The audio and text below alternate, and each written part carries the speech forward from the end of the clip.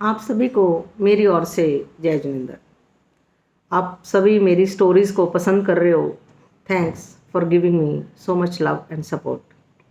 हम बहुत पुण्यशाली हैं जिनको भगवान महावीर का शासन मिला, आर्य क्षेत्र मिला और गुरुदेवों का सानिध्य। ज्ञान तो गुरु देते हैं, हम तो सिर्फ चर्चा कर रहे हैं। भगवान वो नाविक हैं जो इस संसार सागर को पार कर चुके हैं और हमें रास्ता बता रहे हैं। कहते हैं एक बार एक नाविक जिसके पास इतनी सारी नाव थी, आर्थिक स्थिति ठीक ना होने के कारण उसने नाव को बेचने का फैसला कर लिया। लेकिन तभी एक मित्र ने बोला कि अगर तू इसको पेंट करा के बेचेगा तो तुम्हें बहुत अच्छे दाम मिलेंगे। नाविक ने वैसा ही करा, लेकिन अचानक उसने देखा कि उसकी एक नाव कम है। जब उसने पेंटर को बोला कि मेरी एक नाव कम है, तो पेंटर ने बोला पहले आप अपने घर में देखो। नाविक ने देखा उसके बच्चे वहाँ से गायब थे।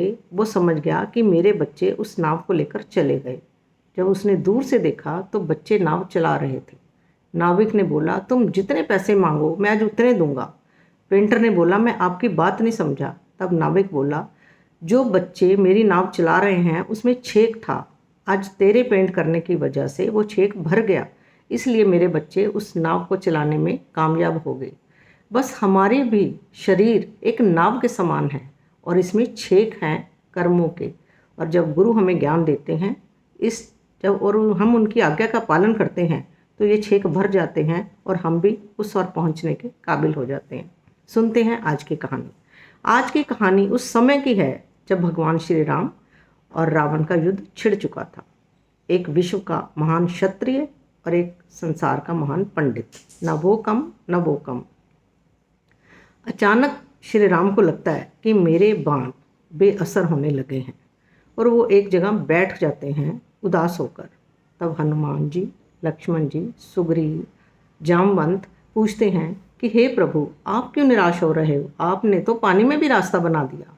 भगवान श्री राम बोले कि अब ये युद्ध मेरा और रावण का नहीं रहा, ये युद्ध में आप दुर्गा भी शामिल है, अर्थात माँ शक्ति भी शामिल है और वो रावण की तरफ है।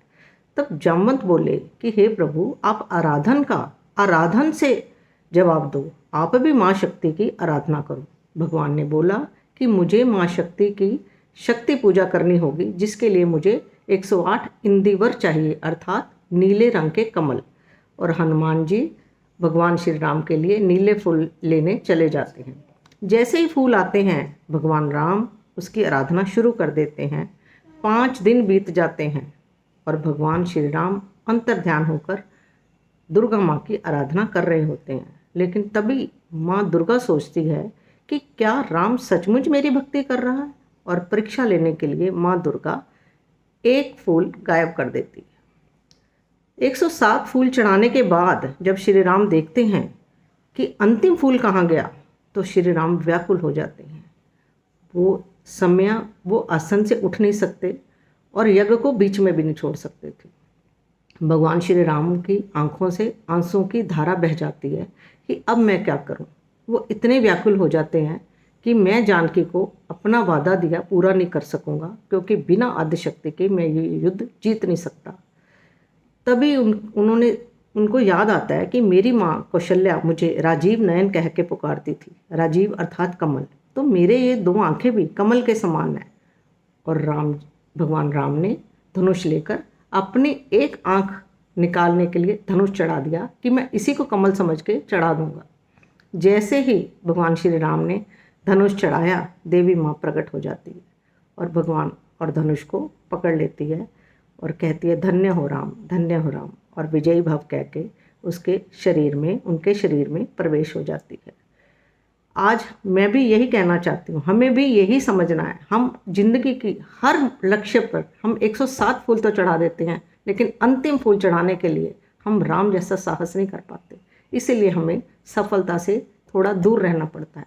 आओ आज हम इस कहानी से ये शिक्षा लें कि चाहे कितनी भी कठिन मंजिल हो, लेकिन हम राम की तरह अंतिम फूल चढ़ाने के समय अपना साहस नहीं छोड़ेंगे, क्योंकि जो लड़ा ही नहीं, हारा वही है जो लड़ा नहीं। और साहस आपका सबसे बड़ा योद्धा है। आप कोविड पेंडेमिक में अंदर रहकर 107 फूल चढ़ाने की तरह साहस कर चुके हो और बस अंतिम फूल जितना साहस और चाहिए, सभी के वैक्सीनेशन लग जाए। अब कोविड पेंडेमिक की पॉजिटिविटी रेट डाउन जा रही है, ऑक्सीजन भी मिल रही है, वैक्सीनेशन भी लग रही है और हम बड़ी जल्दी इससे जीत सकते हैं। आओ मिलकर हम आत्मा को साफ करें, दुनिया को माफ़ करें और परमात्मा को याद करें। अगर आपको ये कहानी अच्छी लगी तो ज़रूर शेयर करना, लाइक करना और सब्सक्राइब करना। Thank you so much.